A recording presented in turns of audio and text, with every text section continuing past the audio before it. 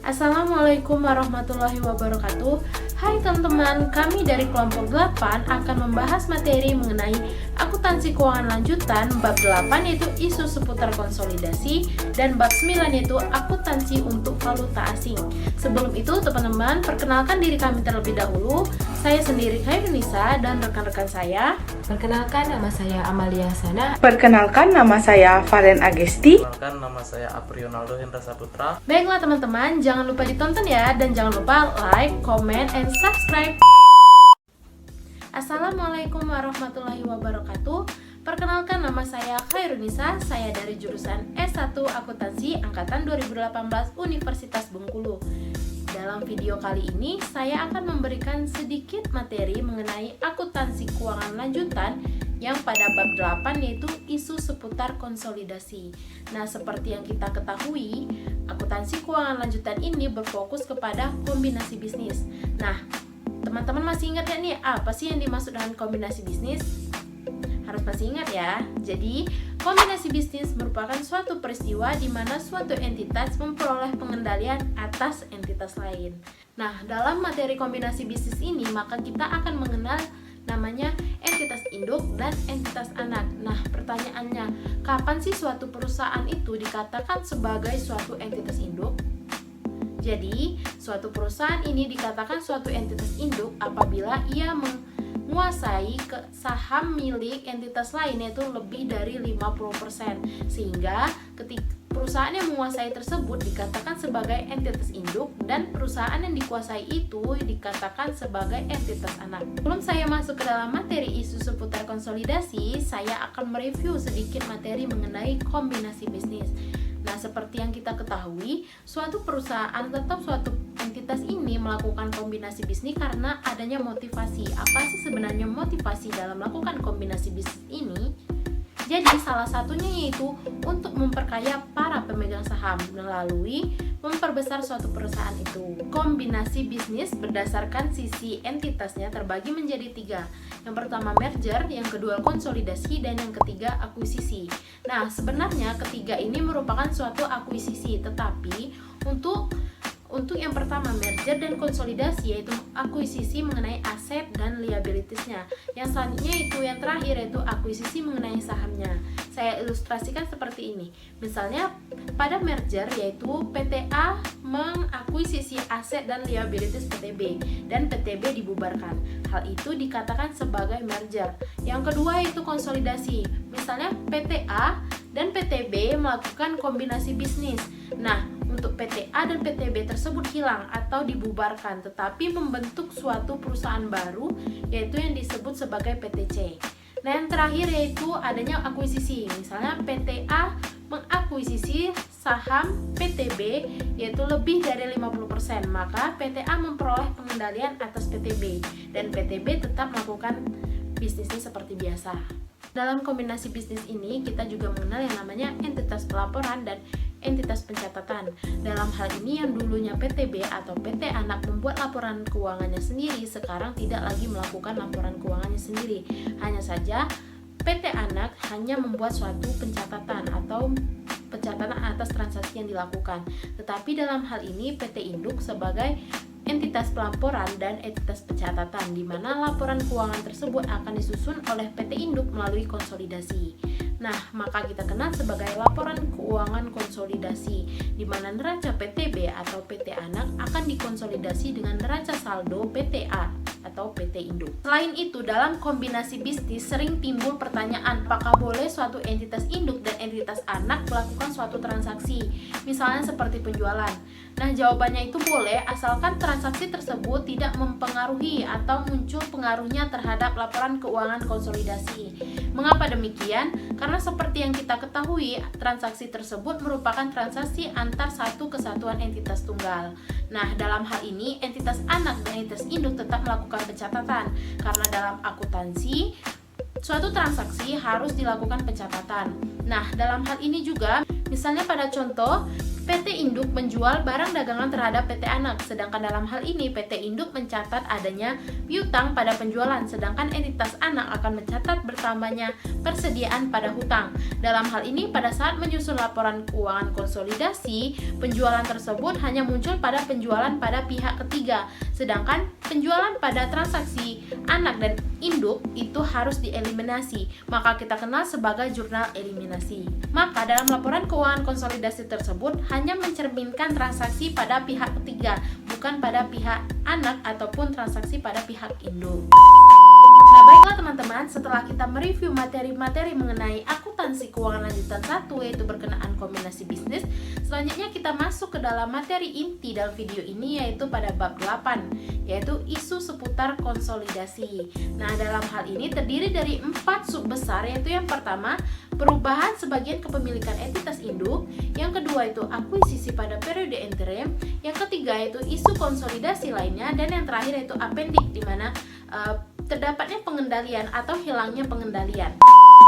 Baiklah, masuk ke dalam materi yang pertama, yaitu berhubungan dengan perubahan sebagian kepemilikan entitas induk yang disebabkan oleh aktivitas atau transaksi yang dilakukan entitas induk tersebut sendiri. Nah, misalnya seperti entitas induk menerbitkan saham tambahan dari pihak ketiga, atau entitas induk menjual sebagian sahamnya kepada pihak ketiga. Dalam hal ini dapat dikatakan bahwa entitas induk mengakuisisi hanya sebagian karena adanya kepentingan non-pengendali. Siapa yang dikatakan sebagai kepentingan non-pengendali? Yaitu merupakan pihak ketiga, di mana artinya entitas induk tersebut tidak mengakuisisi 100% saham entitas anak. Maka hal ini dikatakan sebagai akuisisi sebagian atau bukan sebagai akuisisi penuh. Nah, dalam hal ini berdasarkan PSAK 65 tahun 2014 menjelaskan bahwa perubahan sebagian kepemilikan entitas induk terhadap entitas anak yang tidak mengakibatkan hilangnya pengendalian disebut sebagai transaksi ekuitas. Nah, dalam transaksi ekuitas ini dikatakan bahwa jika terdapat suatu selisih tidak diakui sebagai keuntungan maupun kerugian, tetapi mempengaruhi ekuitas dari PT Induk. Nah, dalam hal ini akun yang digunakan mengenai ekuitas tersebut biasanya tambahan modal disetor. Tapi apabila tambahan modal disetor tersebut tidak mencukupi atau tidak ada, maka akan berpengaruh terhadap saldo laba. Nah, dalam kasus ini saya berikan contoh, misalnya PT A mengakuisisi PT B sebesar 60%, sedangkan 40%-nya yaitu milik kepentingan non-pengendali atau pihak C dan kita sebut sebagai PT C. Nah, dalam hal ini akuisisi yang dilakukan yaitu sebesar 420 juta, sedangkan ekuitas dari PT B itu sebesar 700 juta. Dalam hal ini dikatakan akuisisi yang dilakukan PT A yaitu pada akuisisi pada nilai tercatat, karena imbalan yang diberikan oleh PT A yaitu sama dengan nilai persentase kepemilikan terhadap ekuitasnya PT Anak, yaitu sebesar 420 juta, yaitu dimana 60% dari 700 juta. Sedangkan apabila akuisisi tersebut tidak pada nilai tercatat, maka akan timbul yang namanya diferensial, di mana diferensial tersebut akan dialokasikan sebagai goodwill atau sebagai aset yang teridentifikasi, di mana nilai wajarnya berbeda dengan nilai buku atau nilai tercatat. Nah, kita balik ke dalam kasus sebelumnya, yaitu di mana entitas induk mengakuisisi saham tambahan dari pihak ketiga, yaitu misalnya seperti 30%. Nah, dalam hal ini bagaimana konsekuensinya? Di mana konsekuensinya yaitu persentase kepemilikan entitas induk akan mengalami peningkatan, yang awalnya hanya 60% sekarang meningkat menjadi 90%. Sedangkan pada entitas kepentingan non-pengendali yaitu mengalami penurunan, yang awalnya 40% menjadi 10%. Nah, dalam hal ini bagaimana sih sebenarnya cara menghitung persentase tersebut? Yaitu dengan cara menghitung kepemilikan, berapa lembar saham yang kita miliki dibagi dengan berapa lembar saham yang beredar. Nah, selanjutnya pada poin kedua, yaitu entitas induk menjual sebagian sahamnya kepada pihak ketiga. Dalam hal ini saya berikan contoh, misalnya terdapat 1 juta lembar saham yang dimana kepemilikannya yaitu 75% milik entitas induk atau PT A, dan 25%-nya atau setara dengan 250 lembar saham yang beredar itu milik PT C atau pihak ketiga. Nah, dalam hal ini PT A menjual sebagian sahamnya yaitu misalnya sebesar 10% atau 100.000 lembar kepada PT C. Nah, dalam hal ini apa sih sebenarnya konsekuensinya? Jadi konsekuensinya di mana PT A sebagai entitas induk mengalami penurunan persentase kepemilikan yang awalnya 75% berubah menjadi 65%. Nah, selanjutnya untuk PT C mengalami peningkatan karena yang sebelumnya itu hanya 25% sekarang bertambah menjadi 35%. Nah, dalam hal ini investasi yang dimiliki oleh PT induk mengalami penurunan, sedangkan untuk pada kepentingan dan pengendali yaitu mengalami kenaikan. Selanjutnya kita akan membahas mengenai perubahan sebagian kepemilikan entitas induk yang disebabkan oleh transaksi yang dilakukan entitas anak. Nah, yaitu ada 4, dan yang pertama yaitu entitas anak menerbitkan tambahan saham kepada entitas induk. Yang kedua yaitu entitas anak menerbitkan tambahan saham kepada pihak ketiga. Yang ketiga adalah entitas anak membeli saham treasury dari pihak induk.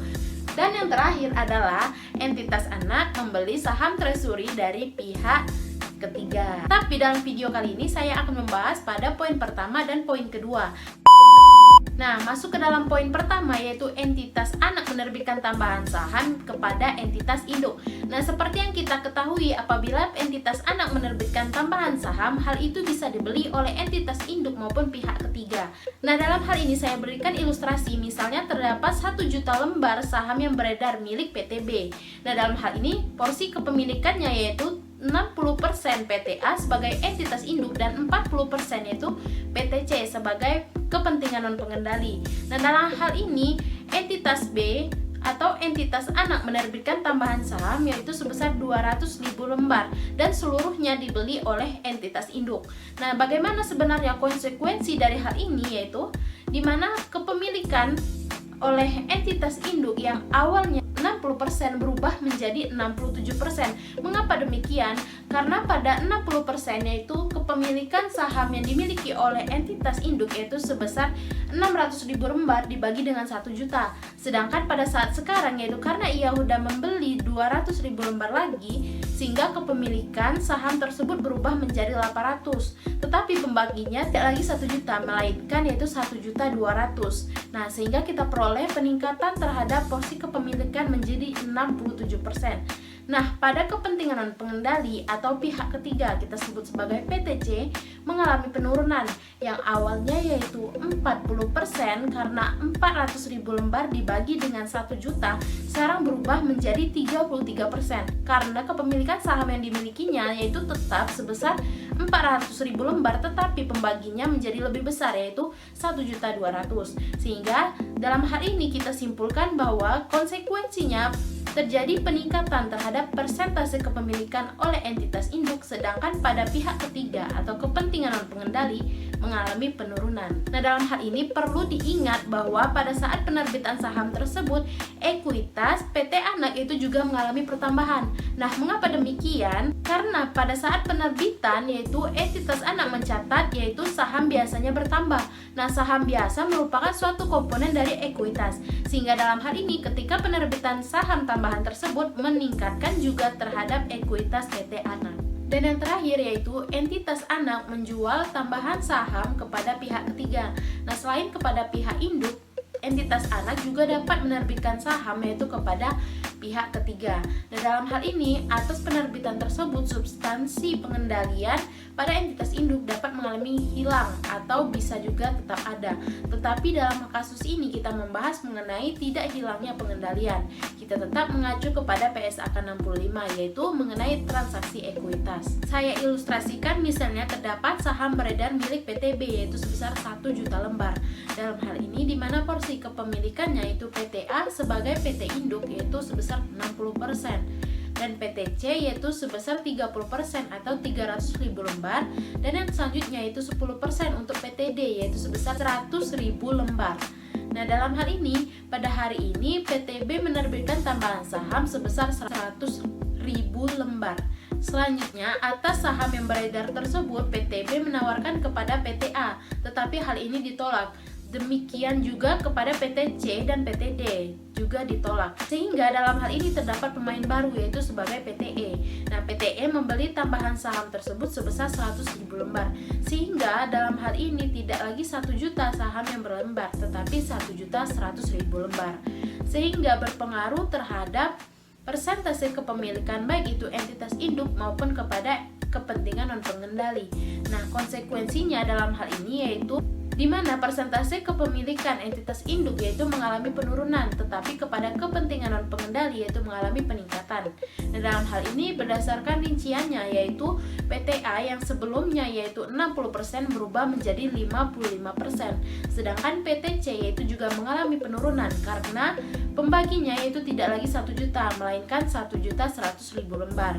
Dan selanjutnya itu PTD juga mengalami penurunan, sedangkan timbul yaitu PTE sebagai pemain baru sebesar 10% yaitu 100.000 lembar.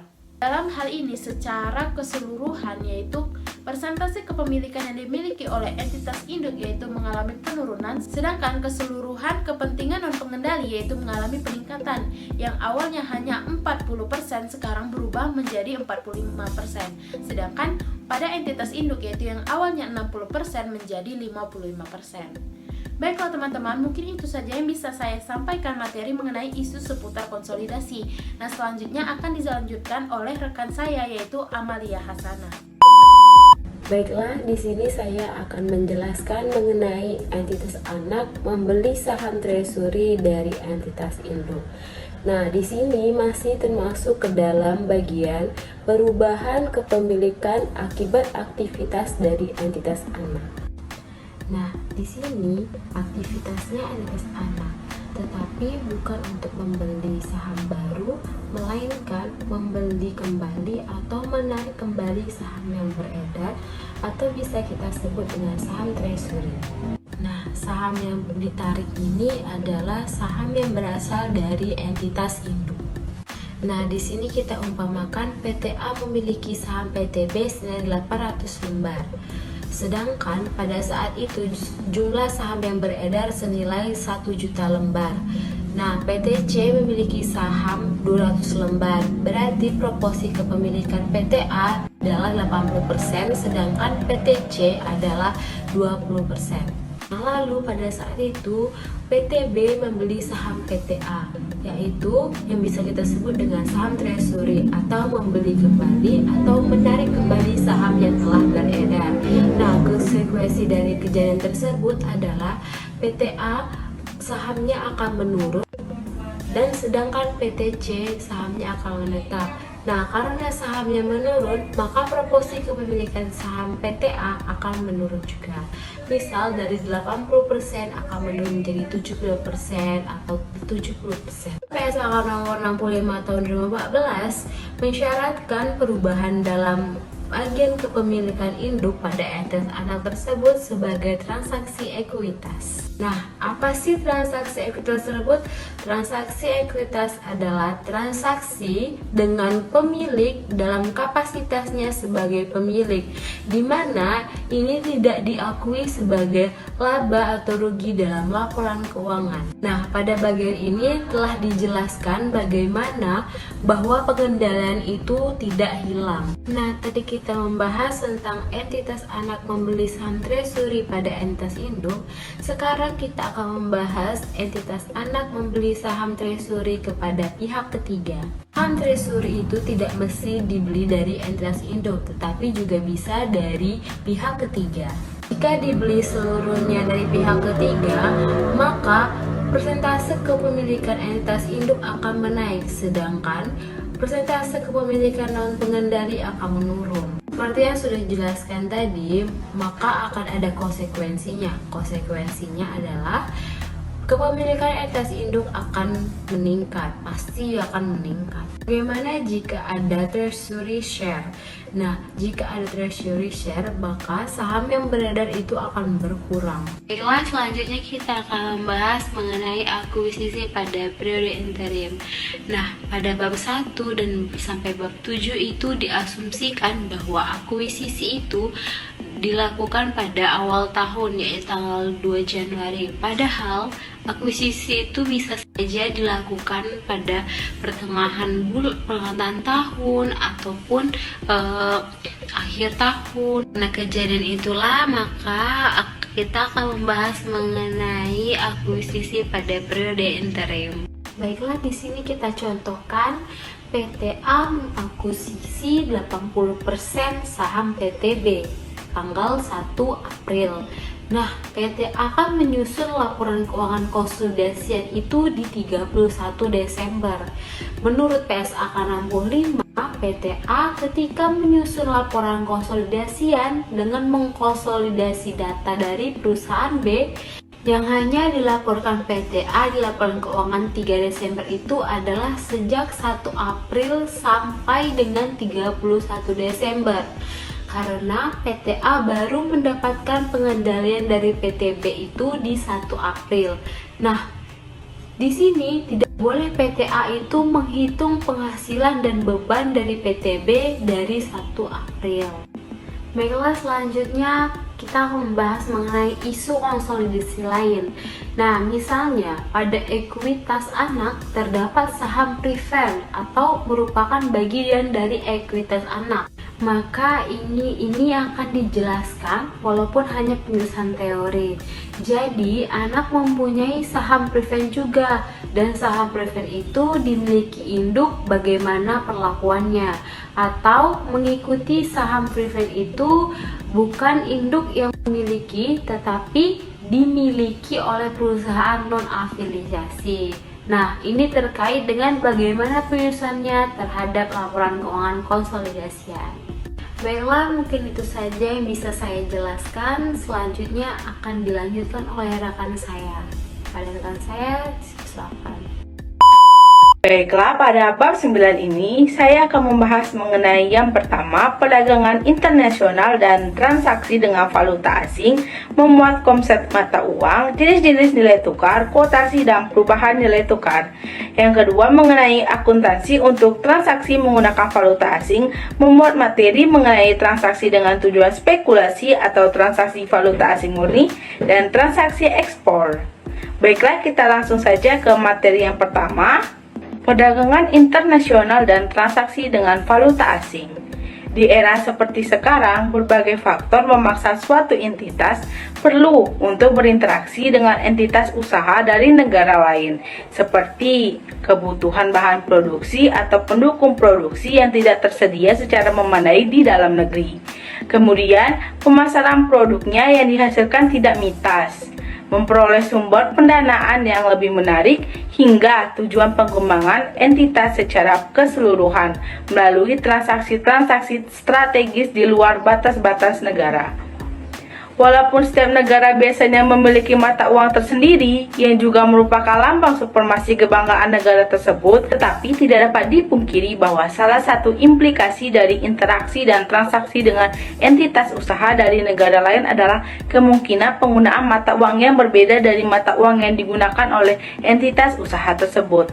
Lalu, bagaimanakah entitas di Indonesia memperlakukan transaksi yang menggunakan mata uang asing, baik yang sifatnya penerimaan valuta asing maupun penyerahan mata uang asing? Nah, semua ini diatur dalam standar akuntansi Indonesia secara jelas, telah mengatur bagaimana suatu entitas di Indonesia memperlakukan transaksi yang menggunakan mata uang asing. Melalui PSAK 10 revisi 2010, pengaruh dari perubahan nilai tukar valuta asing telah mengatur bagaimana suatu entitas memperlakukan transaksi menggunakan valuta asing, baik untuk pengakuan awal maupun saat pelaporan di akhir periode. Yang pertama, mengenai konsep mata uang. Salah satu konsep penting yang perlu dipahami terkait aktivitas perdagangan internasional. Secara umum, menurut standar akuntansi, jenis mata uang yang digunakan suatu entitas adalah 3, yaitu mata uang fungsional, yakni mata uang pada lingkungan ekonomi utama di mana entitas tersebut beroperasi. Yang kedua adalah mata uang penyajian atau pelaporan, yaitu mata uang yang digunakan dalam penyajian laporan keuangan. Yang ketiga, mata uang asing, yaitu mata uang selain mata uang fungsional suatu entitas. Menurut PSAK nomor 10 revisi tahun 2010, dalam menentukan mata uang fungsional bagi suatu entitas ada beberapa pertimbangan yang perlu diperhatikan. Yang pertama, mengenai paling dipengaruhinya harga jual atau yang mempengaruhi harga jual. Kemudian yang kedua, dari suatu negara yang mempunyai kekuatan persaingan dan perundang-undangannya sebagian besar menentukan harga jual dari barang dan jasa suatu entitas.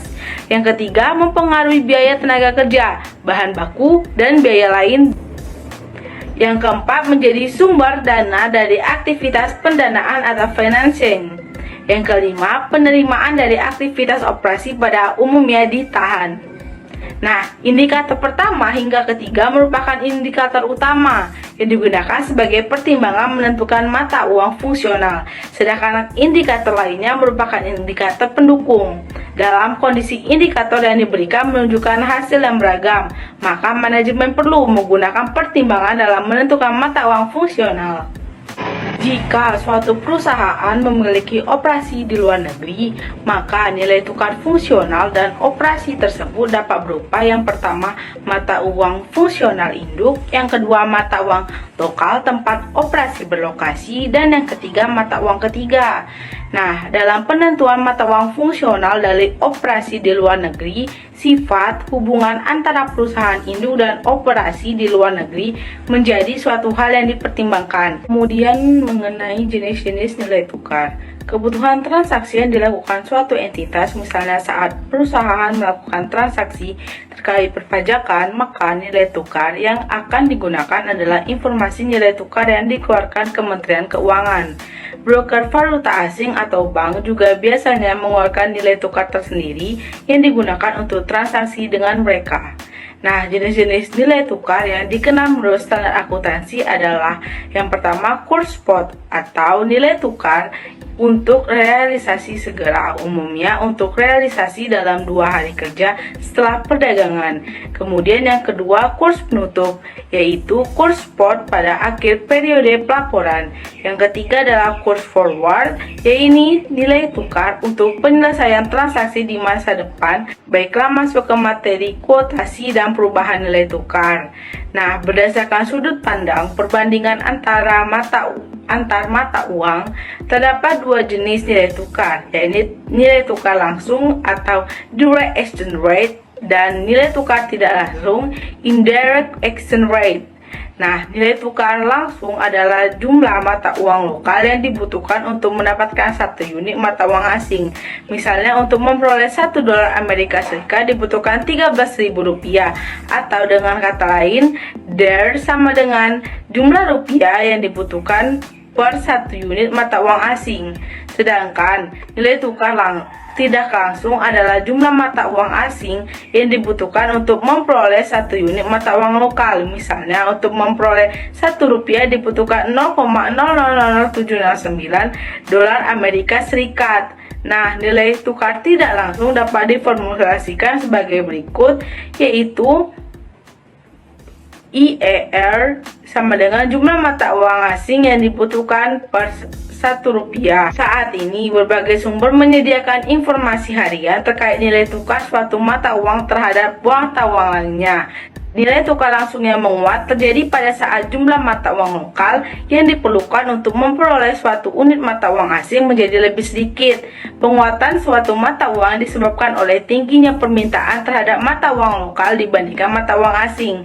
Sedangkan nilai tukar langsung yang melemah atau depresiasi terjadi pada saat jumlah mata uang lokal yang diperlukan untuk memperoleh suatu unit mata uang asing menjadi lebih banyak. Pelemahan suatu mata uang ini disebabkan oleh tingginya penawaran atas mata uang lokal dibandingkan mata uang asing, sedangkan permintaan terhadap mata uang lokal adalah rendah. Dampak dari menguat atau melemahnya mata uang lokal terhadap mata uang asing dapat berupa dampak operasional maupun dampak akuntansi. Nah, dampak operasional merupakan dampak yang mempengaruhi posisi kompetitif suatu entitas yang merujuk pada nilai entitas tersebut.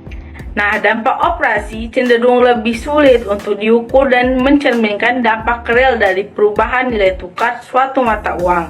Baiklah, masuk ke materi transaksi menggunakan valuta asing.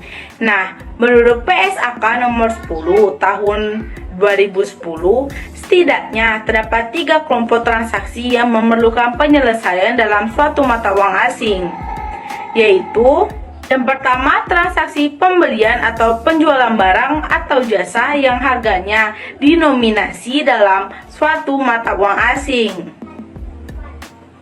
Yang kedua, transaksi pinjam-meminjam dana ketika jumlah yang merupakan utang atau piutang dinominasi dalam mata uang asing.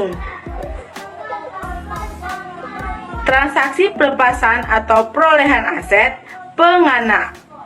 Transaksi pelepasan atau perolehan aset atau penyelesaian suatu kewajiban yang dinominasi dalam mata uang asing. Secara prinsip, pada saat pengakuan awal, segala transaksi dalam mata uang asing haruslah diakui menggunakan mata uang fungsional berdasarkan nilai tukar mata uang. PSAK 10 revisi tahun 2010 mengenalkan istilah pos-pos moneter dan pos-pos non-moneter untuk membedakan dampak transaksi valuta asing terhadap pos-pos pelaporan keuangan yang dimiliki oleh suatu entitas.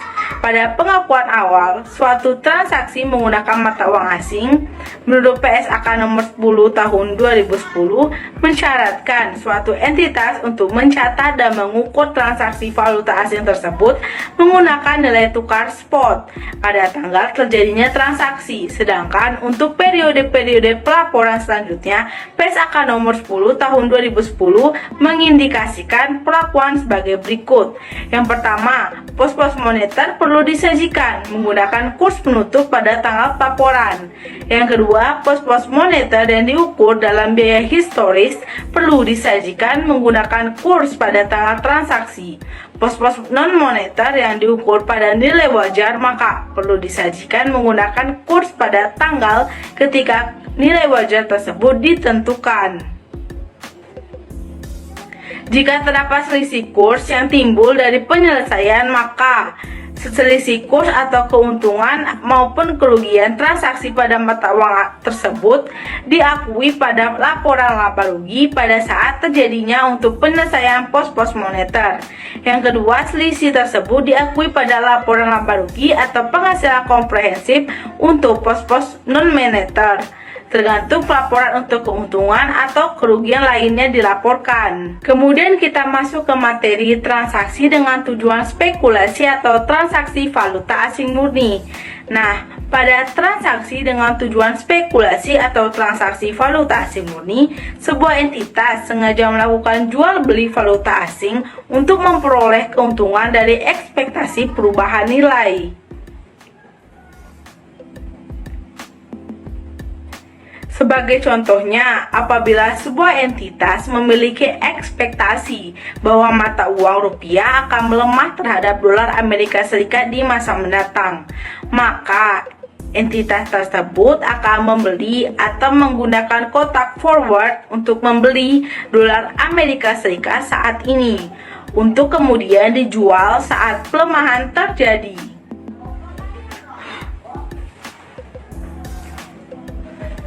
Akuntansi untuk transaksi dengan tujuan spekulasi diharapkan dapat menunjukkan dampak yang diperkirakan muncul atas laporan keuangan suatu entitas dari aktivitas spekulasi yang dilakukan dalam rangka memperoleh keuntungan. Nah, keuntungan dan kerugian yang muncul dari perubahan kurs mata uang asing yang dimiliki suatu entitas bertujuan spekulasi. Kita masuk ke materi transaksi ekspor, yaitu transaksi penjualan barang atau jasa dari negeri kepada entitas lain di luar negeri. Atas transaksi ekspor, suatu entitas akan memperoleh pembayaran dari luar negeri yang mungkin dinominasikan dalam mata uang asing, walaupun denominasi dalam mata uang asing. Untuk tujuan pencatatan pada laporan keuangan, suatu entitas harus menyajikan transaksi tersebut dalam mata uang fungsionalnya. Adapun nilai tukar yang digunakan untuk mendominasi nilai transaksi ke dalam mata uang fungsional adalah kurs spot yang berlaku pada tanggal penyelesaian transaksi. Umumnya, transaksi ekspor maupun impor memerlukan pengakuan secara akuntansi. Misalnya seperti tanggal transaksi, yaitu tanggal terjadinya transaksi sehingga entitas perlu mencatat transaksi berdasarkan kurs spot. Kemudian tanggal pelaporan keuangan, yaitu akhir periode pelaporan bila entitas masih memiliki pos-pos yang terkait dengan transaksi yang digunakannya. Baiklah, itulah penjelasan dari saya. Semoga dapat membantu. Selanjutnya akan dijelaskan oleh rekan saya. Terima kasih. Baiklah, Assalamualaikum warahmatullahi wabarakatuh. Pada kesempatan kali ini saya akan melanjutkan materi yang dijelaskan dari beberapa teman saya sebelumnya. Pada kesempatan kali ini saya akan menyampaikan materi terkait transaksi impor dengan valuta asing yang diperoleh sebelumnya, kemudian isu lainnya terkait transaksi menggunakan valuta asing, kemudian transaksi perolehan aset tetap di luar negeri, dan yang terakhir yaitu mengenai perolehan aset tetap di luar negeri berdasarkan model biaya historis. Untuk transaksi impor adalah transaksi pembelian barang atau jasa dari luar negeri untuk didatangkan ke dalam negeri. Atas transaksi impor, suatu entitas akan memiliki kewajiban untuk menyerahkan pembayaran kepada entitas lain di luar negeri yang kemungkinan besar denominasikan dalam mata uang asing. Sebagai ilustrasi yang pertama, diketahui bahwa untuk mendukung kegiatan produksi, PT Nusantara mendatangkan tenaga ahli yang memberikan pelatihan penggunaan teknologi produksi terkini dari Prancis. Pada tanggal 15 Desember 2015, PT Nusantara menerima pelatihan dari tenaga ahli selama 5 hari dengan honor tenaga ahli perharinya 20.000 euro. PT Nusantara baru akan membayarkan honor tenaga ahli tersebut pada tanggal 15 Januari 2016 melalui perusahaan produsen teknologi yang menaungi tenaga ahli ini. Berikut informasi nilai tukar euro Uni Eropa terhadap rupiah untuk tanggal-tanggal penting dalam transaksi PT Nusantara ini.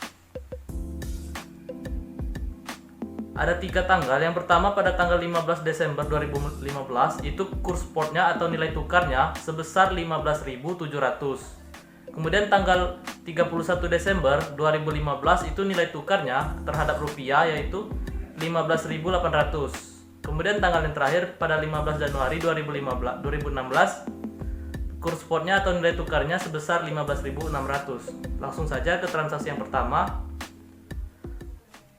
Pada tanggal 15 Desember 2015, dicatat beban pelatihan pada utang usaha sebesar 1.570.000.000.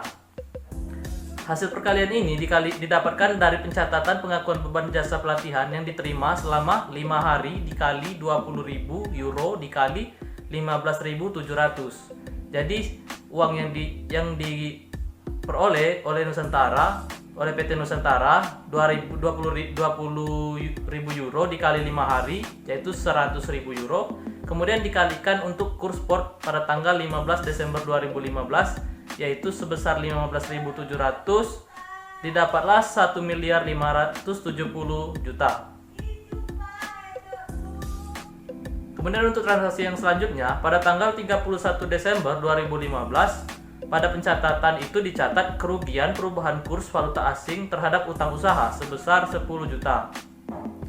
Pencatatan ini mengakui kerugian atas perubahan kurs valuta asing yang dihasilkan dari perhitungan 5 hari kerja dikali dengan 20.000 euro atau 100.000 euro.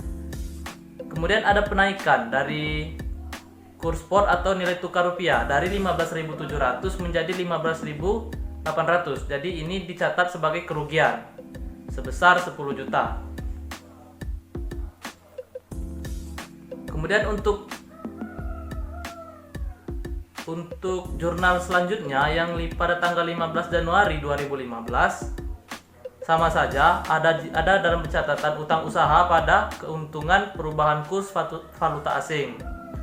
Pencatatan ini mengakui keuntungan atas perubahan kurs valuta asing selama 5 hari masa kerja dikali dengan 20.000 euro. Kemudian ada perubahan dari nilai kurs spot atau nilai tukar rupiah dari 15.800 menjadi 15.600. Jadi diperhitungkan sebesar 20 juta. Untuk jurnal yang kedua dicatat valuta asing pada kas. Jurnal ini didapat dengan membeli valuta asing dari broker, yaitu sebesar 100.000 euro dikali dengan 15.600. Kemudian selanjutnya ada utang usaha pada valuta asing euro. Pencatatan ini didapat dari melunasi pembayaran honor atas pelatihan, yaitu dengan menghitung 100.000 euro dikali dengan 15.600.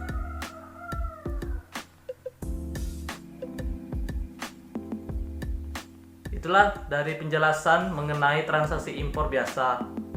Kemudian untuk penjelasan yang selanjutnya mengenai transaksi impor dengan valuta asing yang diperoleh sebelumnya. Jadi perbedaan antara transaksi impor biasa dengan transaksi impor dengan valuta asing yang diperoleh sebelumnya, yaitu untuk transaksi impor biasa dia membeli atau memperoleh valuta asing pada saat akan melakukan kegiatan impor. Sedangkan untuk transaksi impor dengan valuta asing yang diperoleh sebelumnya, itu di mana suatu perusahaan telah memperoleh sebelum mereka merencanakan suatu kegiatan dalam kegiatan impor. Jadi seperti itu perbedaannya. Jadi sedikit materi mengenai transaksi impor valuta asing yang diperoleh sebelumnya, yaitu ketika suatu entitas melakukan transaksi impor, seringkali entitas tersebut akan memperoleh valuta asing yang dibutuhkan untuk penyelesaian transaksi jauh sebelum transaksi impor dilaksanakan.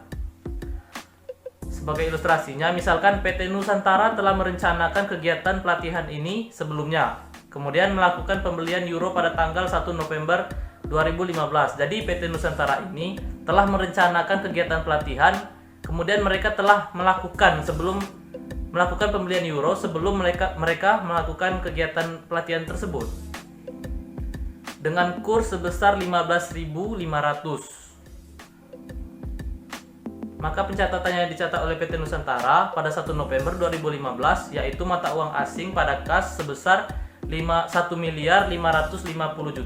Ini didapatkan dari hasil 5 hari dikali dengan 20.000 euro sama dengan 100.000 euro, kemudian dikali dengan kurs nilai tukar rupiah sebesar 15.500, didapatlah 1.550.000.000. Langsung saja untuk jurnal yang pertama.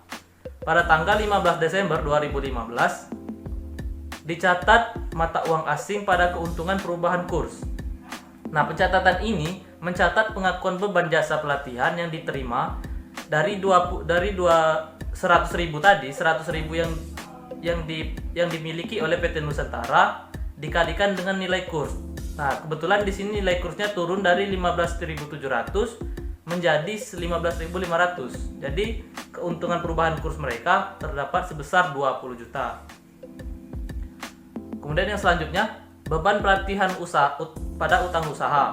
Nah, pada pencatatan ini mereka mencatat pengakuan beban jasa pelatihan yang diterima selama 5 hari. Jadi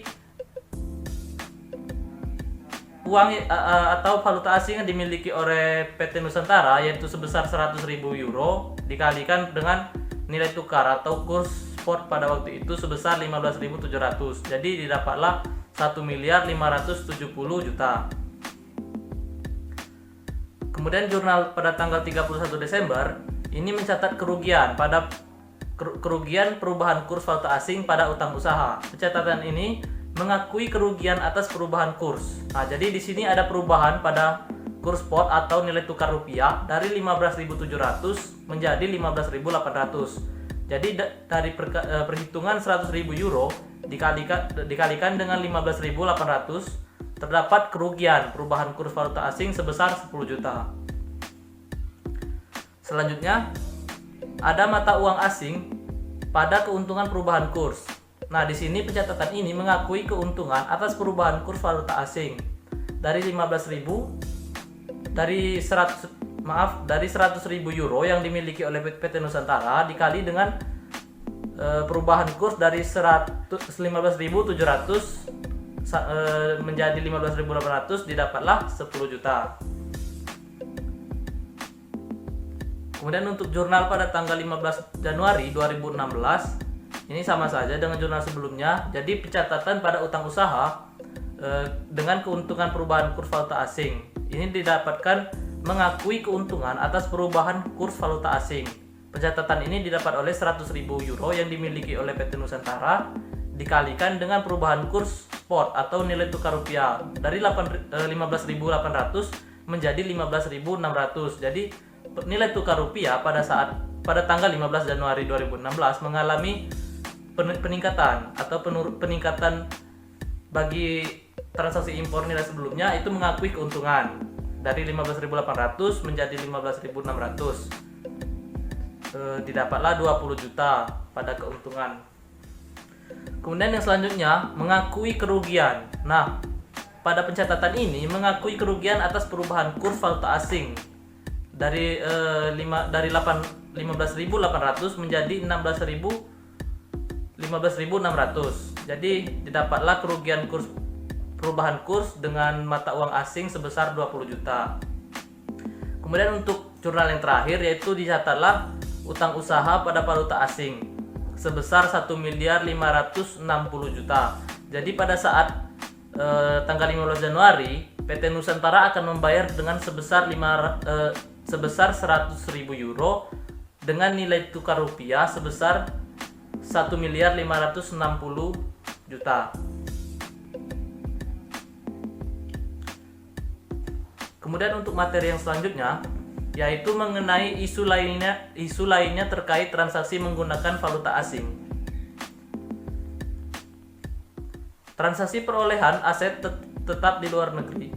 Selain transaksi ekspor atau impor yang menyebabkan suatu entitas akan berinteraksi dengan mata uang asing, transaksi perolehan aset tetap yang dilakukan di luar negeri pun membutuhkan mata uang asing dalam penyelesaian transaksinya. Misalnya, suatu entitas yang membeli tanah atau bangunan di luar negeri, maka karena keberadaan aset-aset tersebut berada di negara lain dan tidak memungkinkan untuk dipindahkan ke dalam negeri, menurut PSAK 16 revisi 2011 itu aset tetap bahwa suatu aset tetap perlu diukur berdasarkan harga perolehan pada pengukuran awal, kemudian entitas tersebut dapat memilih untuk menggunakan model biaya historis atau model revaluasi yang mengukur aset tetap pada periode-periode setelahnya.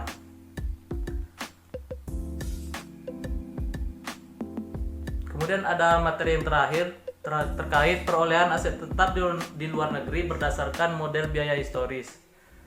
Jadi pada materi yang satu ini, pengukuran awal aset tetap adalah menggunakan biaya perolehan. Biaya perolehan yang didenominasikan dalam mata uang asing perlu ditranslasikan ke dalam mata uang fungsional entitas menggunakan kurs spot atau nilai tukar yang berlaku pada tanggal transaksi. Selanjutnya pada tanggal pelaporan, entitas perlu mengukur nilai dari aset tetap tersebut menggunakan kurs penutupan. Kemudian mengakui munculnya keuntungan atau kerugian atas perubahan kurs dibandingkan dengan kurs yang digunakan saat perolehan awal atau periode pelaporan sebelumnya. Sebagai contoh, misalnya PT Nusantara membeli sebuah lahan tanah di Malaysia sebesar 1 juta ringgit Malaysia pada tanggal 1 Juni 2015. Tanah tersebut akan dipergunakan untuk keperluan membangun pabrik. Perusahaan dalam rangka mendukung rencana ekspansi di luar negeri. Perusahaan memilih menggunakan model biaya historis untuk mencatat aset sejenis. Kemudian diketahui pula informasi kurs spot ringgit Malaysia atas rupiah sebagai berikut. Ada dua, pada tanggal 1 Januari 2015 kurs spot atau nilai tukar rupiah sebesar 3.500. Kemudian tanggal 31 Desember, kurs spot atau nilai tukar rupiah sebesar 3.400. Berdasarkan informasi di atas, maka jurnal yang perlu dibuat oleh PT Nusantara adalah sebagai berikut. Tanggal 1 Juni 2015, valuta asing pada kas. Nah, pencatatan ini melakukan pembelian valuta asing dengan menggunakan ringgit Malaysia dengan biaya harga lahan tanah sebesar 1 miliar dikali dengan 3.500, didapatlah sebesar 3.500 juta. Kemudian melakukan pembelian tanah lagi di Malaysia dengan pencatatan tanah pada valuta asing dengan harga 1 miliar ringgit Malaysia dikali dengan 3.500 rupiah, didapatlah pencatatan sebesar 3 miliar 500 juta. Kemudian untuk tanggal 31 Desember ada pencatatan kerugian atas perubahan kurs pada tanah. Nah, pada pencatatan ini mengakui kerugian penurunan nilai tanah diakibatkan perubahan kurs dengan seharga 1 miliar ringgit Malaysia dikalikan dengan perubahan nilai kurs dari 3.500 menjadi 3.400. Didapatlah pencatatan sebesar 100 juta. Baik, demikian materi yang dapat saya sampaikan. Saya perwakilan dari kelompok saya mohon maaf apabila ada salah kata. Pada Tuhan saya mohon ampun. Saya akhiri, wabillahi taufiq wal hidayah. Wassalamualaikum warahmatullahi wabarakatuh.